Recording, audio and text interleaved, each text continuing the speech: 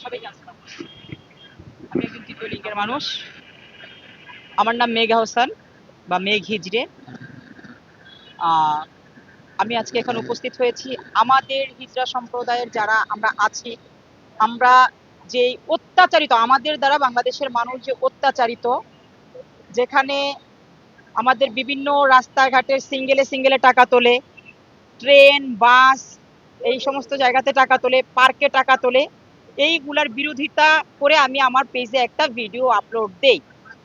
আমার এইগুলো আপলোড দেওয়ার পর থেকে আমাদের যেই জনগোষ্ঠী আছেন হিজড়া সম্প্রদায়ের, বিভিন্ন হিজড়ারা আমাকে ফোনে ভয়েস মেসেজে হত্যার হুমকি সহকারে বিভিন্ন মিথ্যা মামলা হামলা দেওয়ার হুমকি দিচ্ছে। যখন আমাকে দেয় আমি এদের বিরুদ্ধে একটি মামলা করি 107-17 ধারায় বিজ্ঞ ঢাকা ম্যাজিস্ট্রেট আদালতে। আদালতে মামলা করলে এই মামলায় যারা আসামি ছিলেন এরা গত 15/1/2026 তারিখে বৃহস্পতিবারে আইসা মোসলেকা দিয়ে জামিন নেন যে এরা আমার সাথে কোনো খারাপ ব্যবহার করবেন না। যখন এইটা হয়, এনারা জামিন নিয়ে যাওয়ার পরে 16 তারিখ থেকে আমাকে আবার অকথ্য ভাষায় গালি গালাজ মিথ্যা মামলা হামলা দেওয়ার জন্য, ইভেন তারা বলেছে আমার নামে 4টা মিথ্যা মামলা অলরেডি দিছে। তো আমি প্রশাসনের কাছে এতটুকু অনুরোধ জানাবো যে একজন মানুষ যদি সত্যি কথা বলার জন্য এই অত্যাচারিত যে বাংলাদেশের মানুষগুলো আমাদের এই হিজড়া সম্প্রদায়ের দ্বারা এদেরকে বিরোধিতা করার জন্য মিথ্যা মামলা ওরা যারা করবে অবশ্যই যেন একটু সুষ্ঠু তদন্ত করে মামলাগুলো নেন।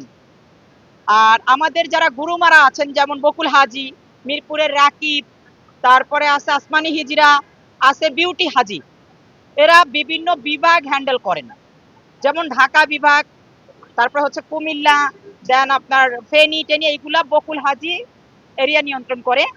বিউটি হাজি চট্টগ্রাম বিভাগটাকে নিয়ন্ত্রণ করে। আসমানি হিজরা ময়মনসিংহ বিভাগটাকে নিয়ন্ত্রণ করে। ইভেন আরো অনেক অনেক জায়গায় তারা নিয়ন্ত্রণ করে। যশোরের মধ্যে আছে সোহেলি হিজরে, আছে শিবানী হিজরে, আছে সুবলা নায়েক আর কি সুবলা হিজরা, কাশিয়ানিতে মিতালি হিজরা, এরা এই সমস্ত এলাকাগুলো নিয়ন্ত্রণ করে। আমাকে বকুল হাজি একটা সময় যখন আমি একটু মেয়েলিপনা ছিল, আমি যখন পুরুষ ছিলাম, ছেলে ছিলাম, তখন এদের দলে আমাকে জোর জবরদস্তি নিয়ে আসে। আনার পরে আজকে চুল রাখো কাল কই রাখো বিভিন্ন ভাবে আমাকে ফুসলায়, আমাকে বিভিন্ন প্রলোচন দেখায়, আমাকে দেখা এগুলা করে। একটা সময়ে আমাকে তারা যশোরে নিয়ে গিয়ে নোয়াপাড়াতে আমাকে অজ্ঞান করে ঘুমের ঔষধ খাইয়ে আমাকে সার্জারি করে। আমি যখন ঘুম ভেঙে যায় উঠে দেখি আমার পুরুষাঙ্গ আর নাই। তখন আমি বাধ্যতামূলক তাদের ওখানে থাকতে হয়। আজকে অনেকগুলো বছর তাদের ওখানে আমি আছি তাদের সাথে। আজকে যখন তাদেরকে আমি বলি যে না আমি সাধারণ জীবনে ফিরে যেতে চাই, আমি আর এইগুলো করে খেতে চাই না, আমি এগুলো করব না, আমাকে তারা মিথ্যা মামলা হামলা দিতে চায়, আমাকে খুন করতে চায়, আমাকে সন্ত্রাসী ভাড়া করে। আজকে আমার বাসাতে যখন আমি বাসা থেকে বাজারে যাচ্ছিলাম নিচে নেমে আমার উপরে সন্ত্রাসী হামলা হয় দুপুর 12টা থেকে 1টার মধ্যে। সন্ত্রাসী হামলা হইলে আমাকে বাঁচাইতে গিয়ে আমারই ছোট ভাই এই ঘাড়ের এইখানে ওকে একটা ছেলে কেচি দিয়ে পার মারে, ওই পার আমাকে মারতে গেছে, আমাকে সরাই দিছে, পরে ওর এইখানে গিয়ে লাগে। তো আমি শুধু এতটুকু দেশবাসীকে জানাইতে চাই, এই যাদের নাম আমি বললাম আজকে যদি আমাকে হত্যা করা হয় এই মানুষগুলো দায়ী। আসমানি হিজরা, বকুল হাজি, বিউটি হাজি, রাকিব, কাশিয়ানির মিতালি এবং নড়াইলের সুবলা হিজরে, এরাই একমাত্র দায়ী। এরা এমনও বলছে যে তুই আমাদের নাম যদি বলে দিবি তো তোদের বাপ ফ্যামিলিকে যেভাবে হয়রানি করা লাগে এটা করবো, বা অন্য অন্য যারা আছে যারা নিরহ হিজরা আছে এদেরকেও এরা ফাঁসাইতে চাচ্ছে।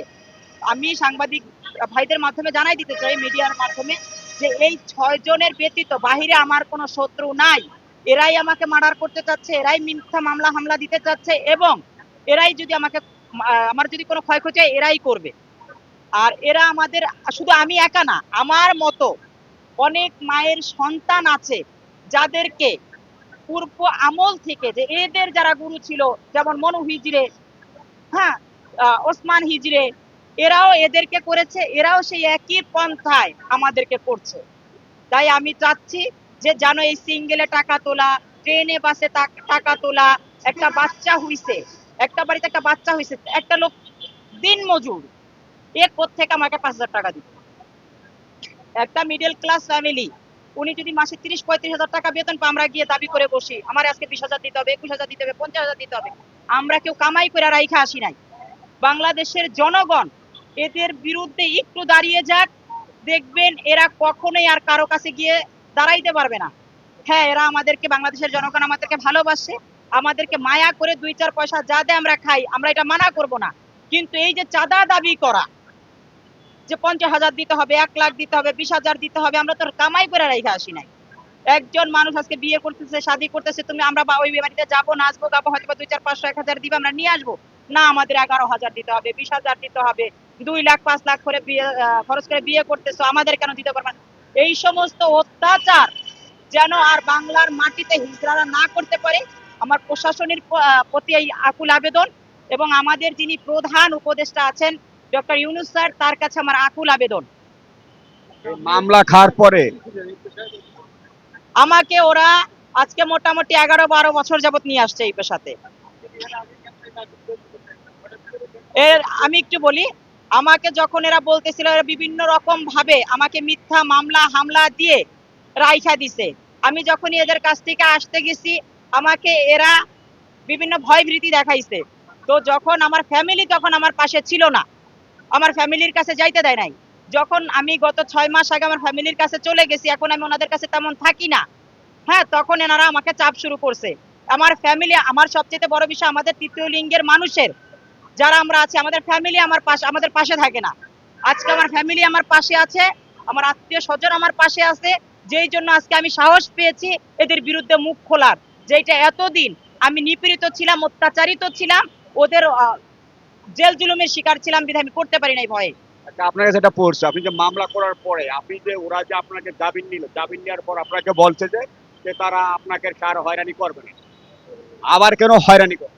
এখন আমি যখন এটা বলছি, এখন ওরা যখন জামিন নিয়ে গেছে, জামিন নেওয়ার পরে এখন ওরা বলতেছে জামিন তো নিয়ে আসছি, মামলা করে কি করছিস, সেই করছিস সেই করছিস, আমরা জামিন নিয়ে আসছি, আমরা কোর্টকে টাকা দিয়ে কিনে নিব। ইভেন ওরা একটা ভয়েস মেসেজ, আমার কাছে অনেকগুলো ভয়েস মেসেজ আছে, ওরা ডিরেক্ট বলতেছে যে থানার মধ্যে আমাকে গুলি করে মেরে ফেলবে, কোন থানাতে আসতে হবে, থানা টাকা দিয়ে কিনে নিব। তাহলে এদের কত পরিমাণ টাকা, যে এদের টাকার কাছে পুলিশ প্রশাসন বিক্রি হচ্ছে। দেখেন, এই চক্রটার বিষয়ে আমি কি বলবো, এদের কাজই হচ্ছে